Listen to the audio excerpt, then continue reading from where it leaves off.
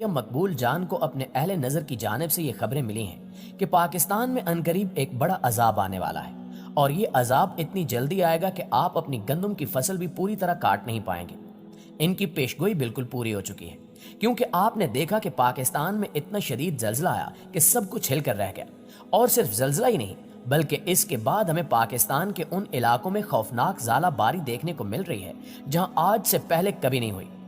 یقیناً یہ ہم پر اللہ کا عذاب ہے جو ہمارے اپنے ہی کیے گئے گناہوں اور مظالم کے بدلے ہم پر نازل کیا جا رہا ہے، اور ہو سکتا ہے کہ یہ چھوٹے چھوٹے عذاب اللہ کی جانب سے اشارہ ہوں، اور ان قریب ہم کسی بڑے عذاب سے دوچار ہو جائیں، اور عذاب آئیں بھی کیوں نہ، جہاں پر غربا کو کھانے کے لیے آٹا تک نہ ملے، جہاں پر قوم کی مائیں بہنیں بیٹیاں آٹے کے حصول کے لیے بے پردگی کے عالم میں در بدر دھکے کھا رہی ہوں، جہاں پر آٹے کے حصول کے دوران عوام اپنی جانوں سے ہاتھ دھو بیٹھے ہوں، جہاں پر 60 روپے کلو میں فروخت ہونے والا آٹا رمضان المبارک کی آمد پر حکومت اور اداروں کی جانب سے 116 روپے کر دیا جائے، جہاں پر معصوموں کا قتل عام کیا جا رہا ہو، جہاں پر عوام ظلم کو ظلم نہ سمجھے اور خاموش رہ کر ظلم سہتی رہے، جہاں پر مظلوموں کو قانون اور انصاف نہ ملے، ہر طرف ظلم و لاقانونیت کا بازار سرگرم ہو، جہاں پر قومیں ظلم و ستم چپ چاپ سہتی رہیں، ان سرزمینوں اور ان ریاستوں پر اللہ کا عذاب ضرور آتا ہے جس کا سلسلہ جاری ہے۔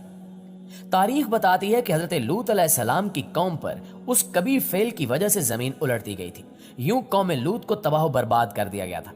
اس طرح جب حضرت شعیب علیہ السلام کی قوم کی گمراہی اپنی انتہا کو پہنچ گئی اور ہر طرح سے سمجھانے، عذاب الہی سے ڈرانے کے باوجود وہ لوگ سرکشی سے باز نہ آئے تو ان پر اللہ کا عذاب نازل ہوا۔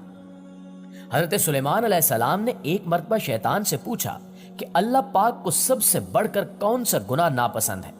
ابلیس بولا، جب مرد مرد سے بدفعلی کرے اور عورت عورت سے خواہش پوری کرے۔ لہٰذا آج آپ دیکھ لیں کہ کس طرح پاکستان میں ہم جنس پرستی کو پروموٹ کیا جا رہا ہے اور اس بیماری کو عام کرنے کے لیے بے انتہا کوششیں کی جا رہی ہیں، لہٰذا اب تو عذاب آئے گا ہی۔ حضرت موسیٰ علیہ السلام نے ایک دفعہ اللہ تعالیٰ سے پوچھا کہ یا اللہ، جب تو ناراض ہوتا ہے تو کیا نشانی ہے؟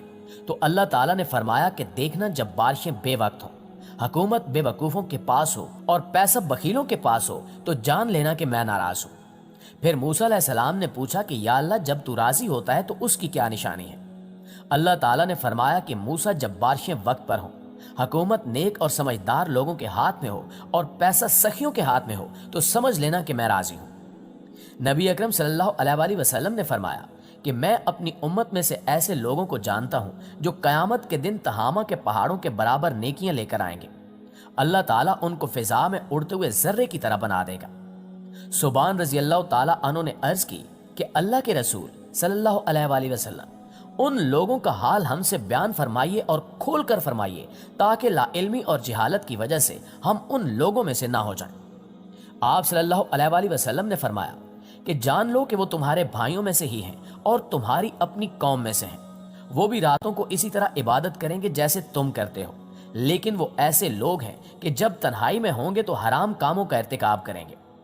اس سے ثابت ہوتا ہے کہ بے شک بے وقت بارشیں، وقفے وقفے سے بارشیں اللہ تعالیٰ کی شدید ناراضگی کا باعث ہیں، مگر اس کے باوجود ہم عبرت حاصل نہیں کر رہے۔ آپ دیکھ لیں کہ کس طرح پاکستان کے سب سے بڑے صوبے پنجاب کے مختلف علاقوں میں حالیہ بے وقت ژالہ باری سے کھڑی فصلوں کو نقصان پہنچا ہے، اور اس قدرتی آفت سے سب سے زیادہ متاثر ہونے والی فصل گندم کی ہے۔ جن علاقوں میں شدید ژالہ باری اور بارش ہوئی ہے وہاں سبزیاں اور باغات بھی متاثر ہوئے ہیں، جن میں آم اور الائچی کے پھلوں کو بھی نقصان پہنچا ہے۔ ان ساری باتوں سے ثابت ہوتا ہے کہ یقیناً یہ اللہ کا عذاب ہی ہے جو ہم پر نازل ہو رہا ہے۔ حقیقت یہ ہے کہ اللہ تعالیٰ ہمیں ایک نہیں کئی مواقع فراہم کر رہا ہے کہ ہم سنبھل جائیں اور گناہوں سے توبہ کر لیں، مگر ہر بار ہم یہی کہتے ہیں کہ ہم نے کیا کیا۔ غیر شائستہ اور غیر اخلاقی ویڈیوز بنانا، انہیں سوشل میڈیا پر وائرل کرنا بھی ایک گناہ ہے۔ دوسروں کی بہو بیٹیوں کی ویڈیوز وائرل کر کے مزے لینا بھی اکثریت کی ایک عادت بن چکی ہے، کیونکہ ان کی سوچ کے مطابق یہ ان کی عزت نہیں ہوتی، حالانکہ ہمیں اپنی بہو بیٹیوں کی طرح سب کی عزت کا خیال رکھنا چاہیے۔ سوشل میڈیا پر بے شمار خواتین خود اپنے جسم کے ہر حصے کو نمایاں کرتی نظر آتی ہیں، لہٰذا سوال پیدا ہوتا ہے کہ یہ سب کیا ہے؟ کیا یہ بدکاری اور بدفعلی نہیں ہے؟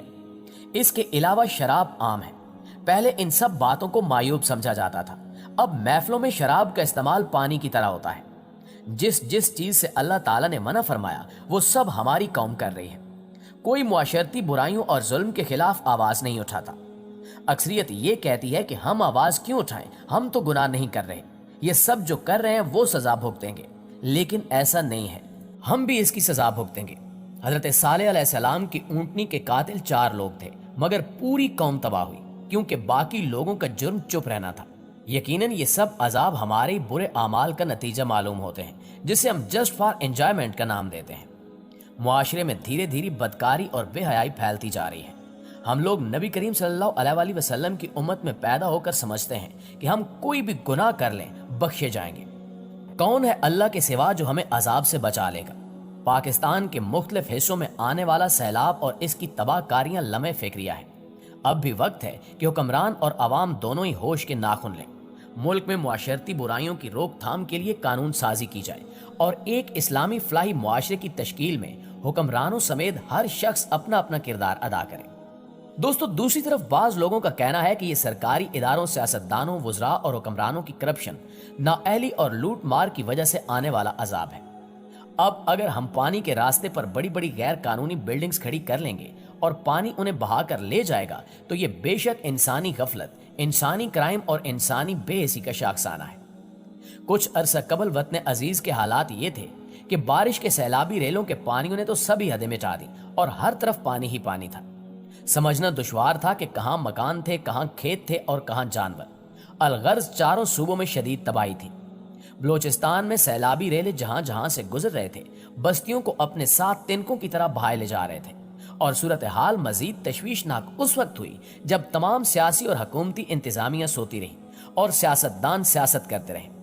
मुतासरीन की इमदाद की बजाय फंड्स को इक्तदार की डूबती टूटी नाव और पतवार को बचाने में खर्च करते रहे और सरकार अपनी नाअहली पर पर्दे डालने के लिए कहती रही कि ये अल्लाह का अजाब है। बाज लोगों का कहना है कि ये अल्लाह का अजाब नहीं बल्कि लोगों की अपनी नाअहली है, क्योंकि अगर अजाब आना ही होता तो उन करप्ट अफराद पर आता जो मुल्की पैसा लूट कर फरार हो गए। अजाब ही आना होता तो उन लोगों पर आता जिनके फैसलों ने मुल्क को इस हाल तक पहुंचा दिया है।